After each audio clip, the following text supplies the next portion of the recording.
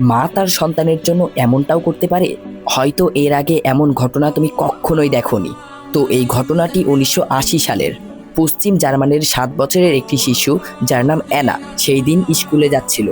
পথে তার দেখা হয় প্রতিবেশী ক্লাউসের সাথে। ক্লাউস ছোট্ট মেয়েকে বেড়াল ছানা দেখানোর নাম করে তার বাসায় নিয়ে যায়। তারপরে তাকে শারীরিক নির্যাতন করে মেরে ফেলে। পুলিশ ইনভেস্টিগেশনের পরে ক্লাউসকে ধরে ফেলেছিল ঠিকই, কিন্তু এত কুকর্ম করার পরেও তাকে কোনো সাজা দিচ্ছিল না। উল্টা ওই ছোট্ট মেয়ে অ্যানার মাকে বুঝাচ্ছিল যে ক্লাউস মানসিকভাবে অসুস্থ, তাই একজন রোগীকে শাস্তি না দিয়ে মানসিক হাসপাতালে দিয়ে পাঠানো দরকার। জানি পুলিশের কথা শুনে আমার মতো তোমাদেরও খুবই রাগ উঠছে, কিন্তু আইন সেদিন সুবিচার না দিতে পারলেও সেদিন অ্যানার মা ভরপুর আদালতের সামনে যা করলো আপনারাই দেখুন।